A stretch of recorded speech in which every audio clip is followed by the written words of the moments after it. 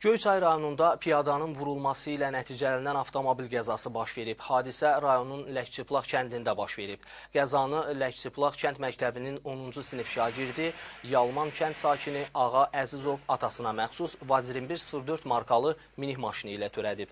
Hadisə şahidlərinin köməyi ilə xəsarət alan Məhəmməd Ömərov rayon mərkəzi xəstəxanasına çatdırılıb. Məhəmməd Ömərov Ləkçıplaq kənd 1 saylı tam orta məktəbinin bədən tərbiyəsi müəllimidir. Faktla bağlı Göyçay rayon polis şöbəsi tərəfindən araşdırma aparılır. Dükkanın yanındaydım, orada benzin tökürdüm. Gəldi, 3 dənə maşın gəldi. Dağda keçdi bir maşın. Keçdim mən dükan tərəfə. Bir də görüm ki, bir də cürtü qopdu. Üzümü çördüm, görüm ki, yıxıldı. Yoldaşı qışqırır ki, Məhəmməd. Gəldik, qoyduq maşına, görüş ki, qulağından qan gəlirdi.